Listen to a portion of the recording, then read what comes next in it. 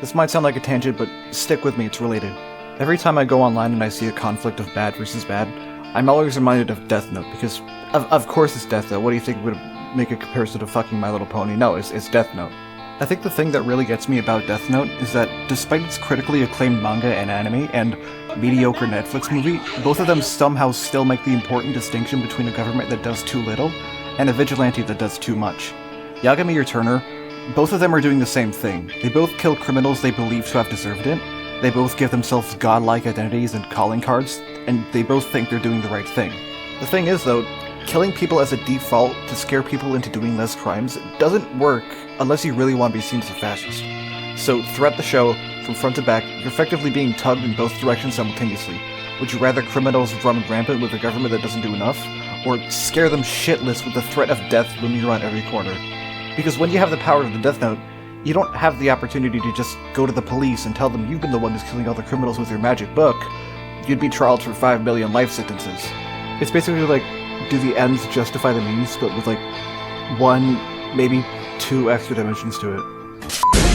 Ruben Sim is someone who I used to think was funny and good at Phantom Forces, but ever since he got hit with a lawsuit, he's just been consistently on a downward spiral. I mean, like, look at this dude, like, what? Ever since Ruben got banned for making videos on Roblox, he's had a very simple goal, and that's to educate people about the pedophile epidemic that plagues the game he once stood proud in. If you've been living under a rock, here's what's been going on. Roblox has been extremely incompetent at moderating their platform, to the extent that their users and game developers are putting in more measures to stop predators from joining their games. The kind of stuff that happens on Roblox include condo games, which are like private underground sex dungeons, Diddy style and whatnot, as well as erotic roleplay accounts with names like Need Some Unwashed Bowl or Cum Dispenser that try to entice young boys and girls to perform sexually gratifying erotic roleplay with them, usually because of a deranged fetish they have called early porn indoctrination, and the kind of stuff they do is genuinely disgusting. I'm not making any excuses for it. Ruben Sim and his team of developers have been making stuff like the Easy system, which bans users based on user-submitted reports and tracks similar users via groups and shared friends. The fact that this has to be done at all, by the players nonetheless, is asinine. You are fucking with my entire asshole if you think that Roblox's moderation is even remotely functional.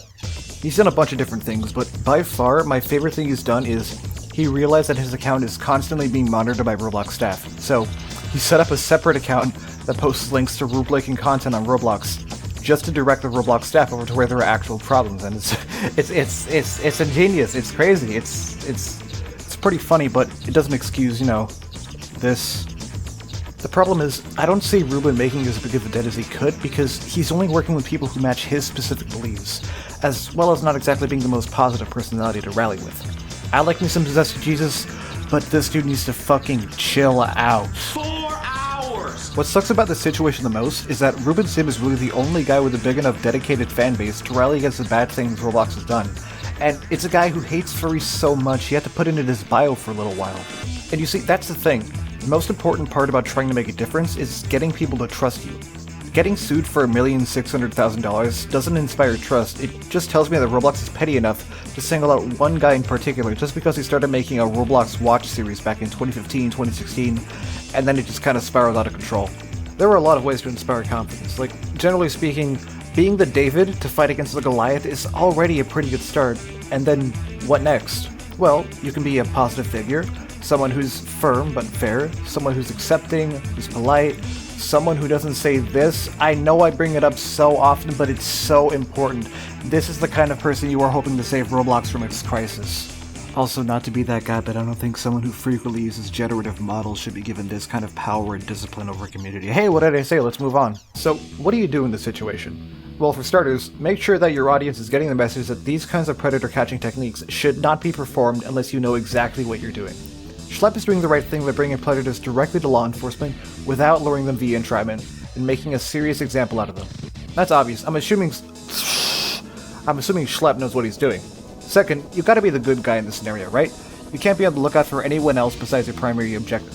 Well, yeah, if a Nazi comes up to you and tries to rage bait you with leading questions, that's a bad sign, you tell him to fuck off, but if your objective is to stop predators, you focus on the predators. You try not to doze off and go into other routes. Third, just act sane. The best way to win an argument is to make yourself look like the more composed individual, so obviously you want to play it defensive. Play it like Tekken. The defender often wins most engagements.